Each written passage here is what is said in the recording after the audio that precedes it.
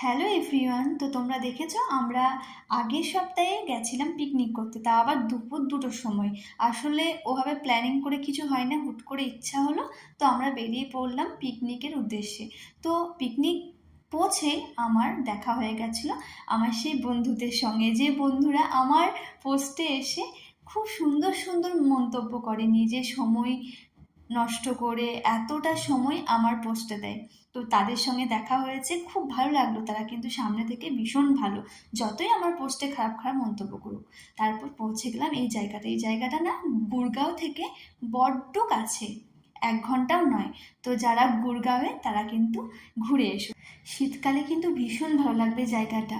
আর বেশি দূর নয় গুড়গাঁও থেকে, কারা কারা গেছো আমায় জানিও, আর যারা যাওনি আর গুড়গাঁওয়ে থাকো তারা একবার ঘুরে এসো।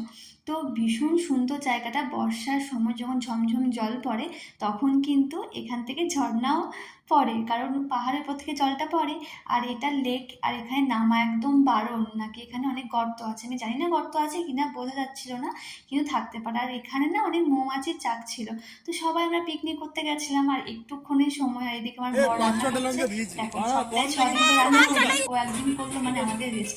ও ভালো রান্না করে, তো আমি সেই ফাঁকে একটু আনন্দ করলাম।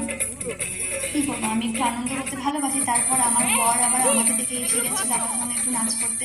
আসলে এভাবেই বাঁচতে হবে, দুঃখ কষ্ট অনেক কিছু আসবে যাবে, কিন্তু সেই ফাঁকে যখন আনন্দ করার সময় তখন আনন্দ করতে হবে। এইভাবে রান্না বান্না করার পর একটু নাচতে নাচতে আমার বর হয়ে গেছিলো ভীষণ ক্লান্ত। তো ঠিক আছে, একটু টাইম স্পেন্ড করলাম, আর এই ভিডিওগুলো তোমরা দেখেছো। তারপর খেয়ে দিয়ে, আর রান্নাটা ভীষণ ভালো হয়েছিল, সব কিছু ম্যারিনেট করেই নিয়ে এসেছিলাম। তারপর জাস্ট একটা তরকারি আর ভাত। তো ভীষণ ভালো কাটলো আমাদের সেদিন পিকনিকটা। আমরা তো প্ল্যানিং করে যাইনি, অনেকটা দুপুরে গেছিলাম, কিন্তু আমরা সন্ধ্যের মধ্যে ফিরে চলে এসেছিলাম। তো জায়গাটা তোমরা দেখতেই পেলে, ভীষণ সুন্দর। তবে শীত পড়লে আমরা আবার যাবো, আর বাড়ির সবাই আসবে তখন আবার যাবো। টাটা, সকলে ভালো থেকো।